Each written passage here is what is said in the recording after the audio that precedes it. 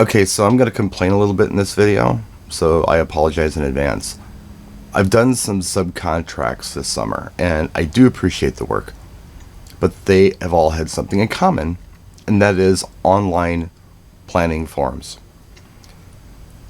Now, before I go any further, I'll admit that I am incredibly old school. I wasn't born when everybody had internet in their house. I didn't grow up with it.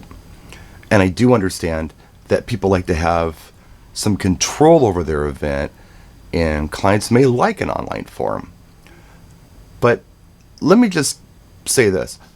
The thing that I think separates a pro DJ from somebody who just kind of does it as a hobby and doesn't have a lot of experience is that I understand how events work. So what that means is I know that you can't squeeze 45 minutes worth of stuff into a 10-minute period of time. And I also know that you don't need to allow an hour for something that takes 10 minutes. If you have a certain time you have to hit, you have a deadline like dinner's served, you want to make sure that happens the way it should. So what I've always done is talk to the client. Find out what's going on. Find out what time dinner is. Find out what time start time is, end time, all those things. And then structure a custom timeline in a Word doc.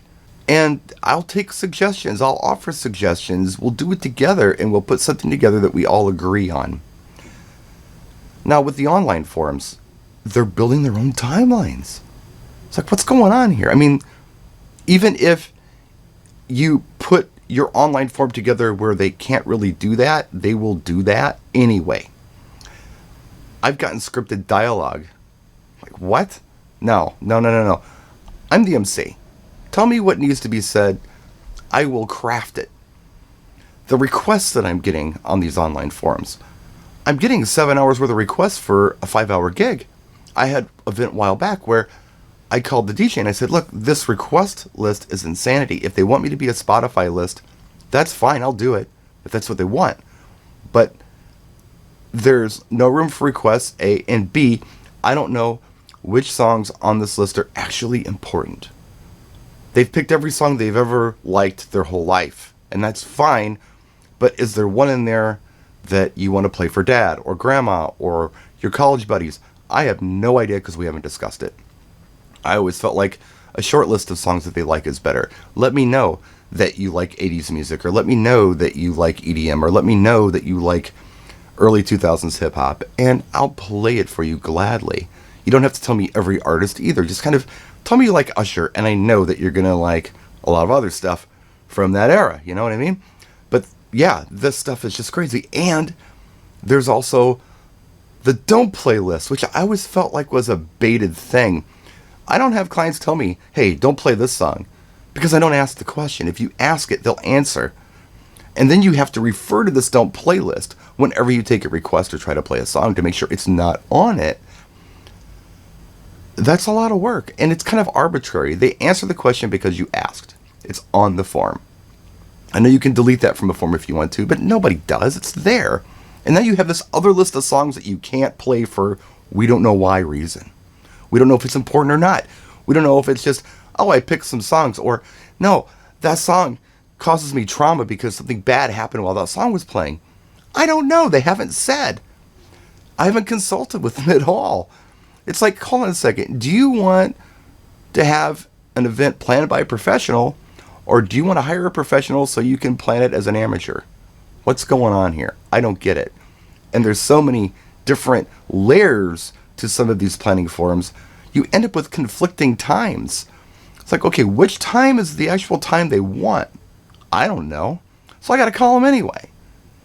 I don't want to tell anybody they're wrong. I don't want to tell anybody they screwed up. That's just another reason to get them to not like you or put them on a defense. I want them to trust me. You know, another thing I don't like about these forums is that, yeah, they can write all this stuff out and all you have to do is press print and you're done. Really? I can't read small print like that in the dark at an event. I don't want to be, holding something up to my face trying to see it. I got to write big. And I don't like a lot of extra words and things. I mean, when I'm looking down at a glance at a timeline that I created, it's not injected with all these other words or phrases or things that I don't care about. And that's another thing. When you do these planning forms, there's a lot of crap on there that doesn't mean anything to you. I mean, it's meaningless. I don't care what time the florists are doing things. I don't care what time catering's arriving. It doesn't matter to me. I want to know the stuff that I need to know. I don't need to know what everybody's doing. Not in a planning form. Not in a timeline that I'm looking at. To know it is okay, but to have it included into your timeline just seems like a bunch of noise that I don't need. As a professional, I can help you have a much better event than what you've planned here on this forum. How are these working well? How is this a professional way to do things? Help me, let me know in the comment section. That's it. I'm done. I'll make more videos soon. We'll see you soon. Practice and enjoy.